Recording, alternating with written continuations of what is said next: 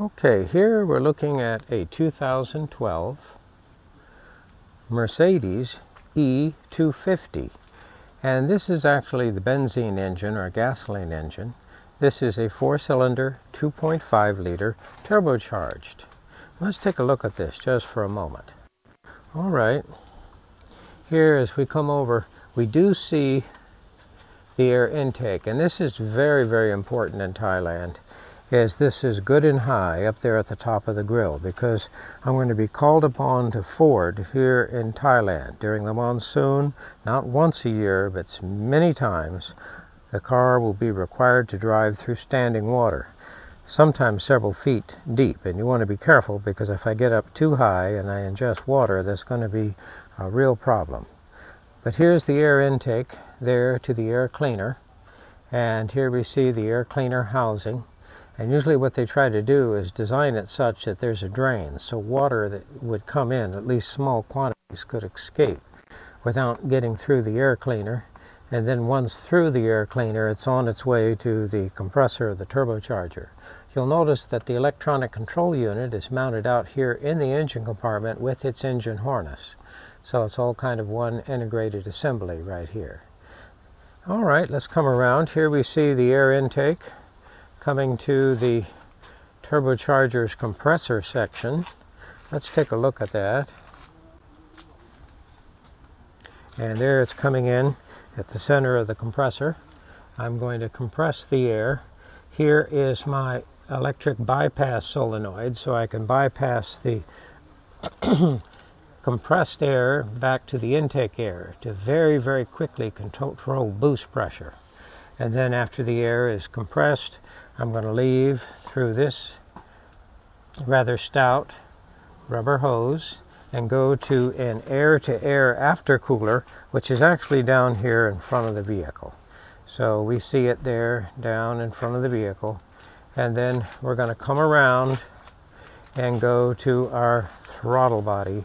And there we see the little servo motor that controls the throttle blade, which is of course controlled by our electronic control unit in response to the potentiometer down there at the accelerator. Now this is a 4-cylinder gasoline engine. In Thailand, in Bangkok, traffic is usually very dense and very heavy, so it really doesn't do a lot of good to have a great big V8 engine in my Mercedes, because I'm just not going to be able to utilize it. It's better to just simply have a smaller 4-cylinder gasoline or diesel. It has plenty of power to accelerate there and stop in city traffic, but at the same time gets reasonable fuel economy. All right, let's take a look. Here's our anti-lock brake system, and what happens is this pretty well coming an industry standard, this setup. Here we see the electronic control unit, the valve body, and then the electric motor. One integrated unit. Now remember that this is Thailand, so my master cylinder is going to be over on the right side. And I see my vacuum brake booster, and there's my brake fluid reservoir, and of course that's my fuse relay center. And as we come over here to this side, there we see our battery.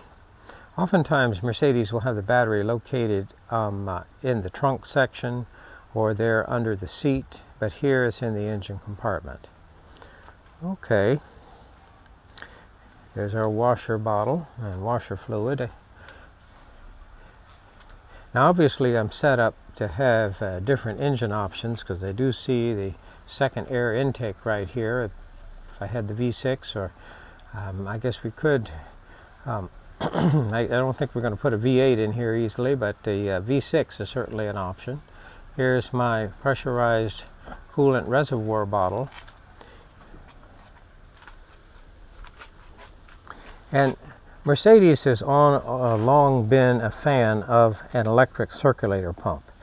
And this is oftentimes used as a way to circulate coolant through the central rotating assembly of the turbocharger after the engine's been running, and also to assist the heater core.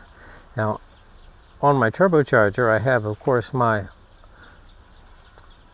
oil line coming from the engine main gallery And then of course my oil drain going back to the crankcase, and then I have two coolant lines. So I'm going to control the temperature of that central rotating assembly with engine coolant. And there we see the heat shield around the turbine section, and there we move off.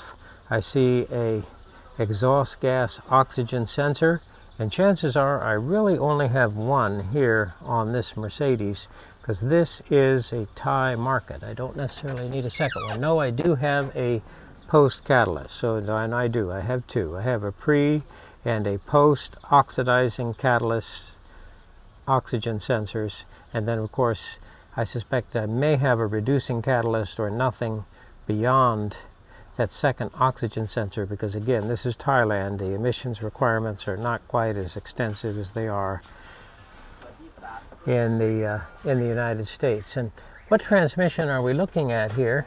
This looks like it is very well could be the 7G-tronic.